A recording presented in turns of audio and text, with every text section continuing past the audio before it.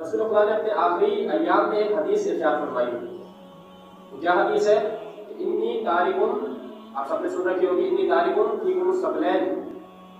کیا مطلب کہ میں بے شک میں چھوڑ کے جا رہا ہوں تمہارے درمیان فیکم الثقلین. ثقلین یعنی دو گراں قدر چیزیں، دو بہت زیادہ قیمتی چیزیں. کیا؟ کتاب اللہ و عطرتی اہل البیت، اللہ کی کتاب اور میری عطرت، میرے اہل بیت. یہ دو گراں قدر چیزیں میں تمہارے درمیان چھوڑ کر جا رہا ہوں. رسول اللہ نے اپنے آخری ایام میں یہ حدیث اپنے اصحاب کو، اپنے ماننے والوں کو، مسلمانوں کو، مومنین کو یہ حدیث جو ہے وہ سنائی کہ میں دو چیزیں چھوڑ کر جا رہا ہوں، اگر تم نے ان دونوں کو تھامے رکھا تو کبھی تم لوگ گمراہ نہ ہوگے، کبھی بھی راستے سے نہیں بھٹکو گے، صراط مستقیم سے نہیں بھٹکو گے اگر ان دونوں چیزوں کو تھامے رکھا.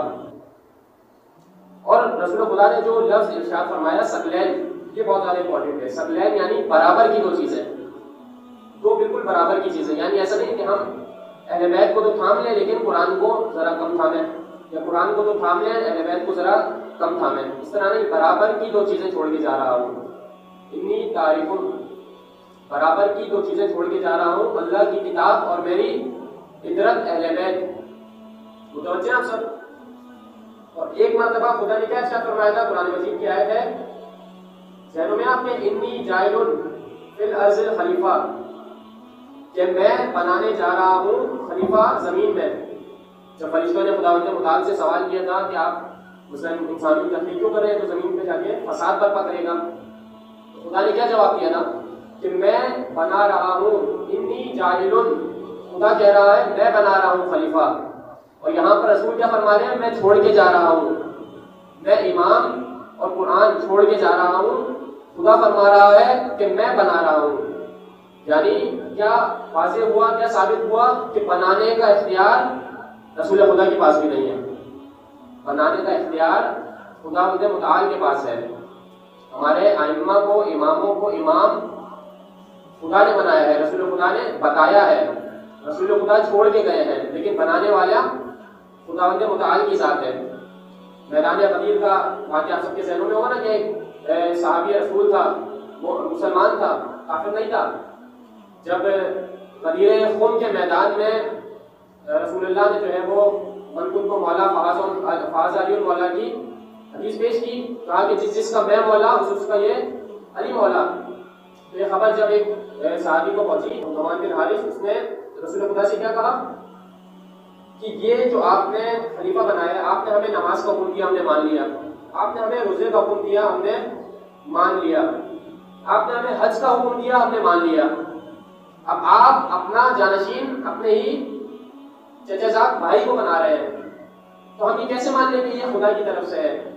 مجھے سچ سچ بتائیے، کیا علی کو خلیفہ آپ نے بنایا ہے یا اللہ نے بنایا ہے؟ کیا علی کو خلیفہ آپ نے بنایا ہے یا یہ خلیفہ اللہ کی طرف سے ہے؟ قرآن مجید کی آیت ذہن میں رکھیے گا، انی جاعل، کہ میں بنا رہا ہوں، اللہ تعالیٰ کہہ رہا ہے. رسول خدا نے کہا کہ نہیں، یہ میں نے نہیں بنایا، علی کو اللہ نے خلیفہ بنایا ہے، علی کو اللہ نے امام بنایا ہے.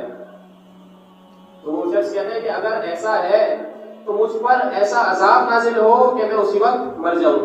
اور ہم دیکھتے ہیں کہ اسی وقت جو ہے وہ آسمان میں ایک پرندہ آیا، اس نے پتھر پھینکا اور وہ پتھر اس شخص کو لگا اور وہ اسی وقت گر کر مر گیا، یعنی کیا ثابت ہوا کہ رسول، خلیفہ، عطرت، اہل بیت، امام چھوڑ کر جا رہے ہیں، لیکن بنانے والا کون ہے؟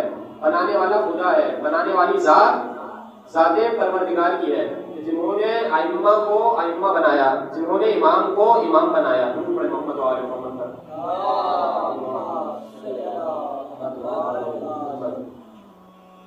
جب بھی عزاداری کا نام آتا ہے، ماتمداری کا نام آتا ہے، شوق و عزا کا نام آتا ہے، اہل بیت کے فضائل و مصائب کا نام آتا ہے، جشنوں کا نام آتا ہے، تو ہمارے ذہن میں فوراً سے کون آ جاتا ہے؟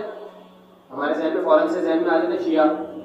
اگر کوئی کہیں پہ مجلس ہو رہی ہے تو فوراً سے ذہن میں آئے گا کہ کون کر رہا ہے؟ شیعہ.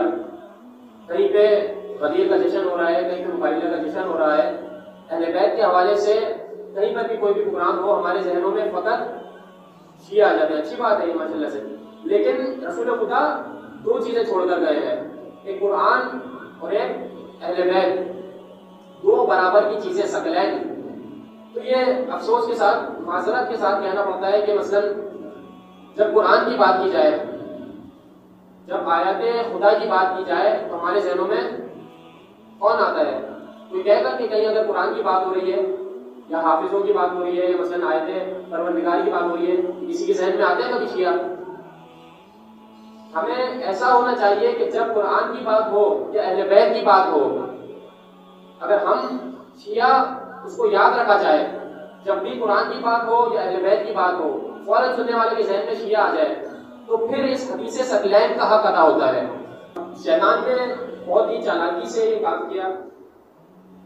اس نے دیکھا کہ مثلا ایک گروہ ہے وہ اس طرف زیادہ قریب ہے تو اس کو اسی طرف لگا دیا، مسلمانوں میں ٹکڑے کرنے کے لیے، مسلمانوں کو بانٹنے کے لیے، آپس میں تفرقہ ایجاد کرنے کے لیے بہت ہی چالاکی سے کام کیا. ایک گروہ جو اس طرف تھا اس کو اسی طرف لگا دیا اور ایک گروہ جو اس طرف تھا اس کو اسی طرف لگا دیا تاکہ یہ دونوں کبھی بھی فلاح نہ پا سکیں، کامیاب نہ ہو سکیں. رسول نے کیا فرمایا تھا کہ اگر ان دونوں کو تھامے رکھو گے تو کبھی گمراہ نہ ہوگے.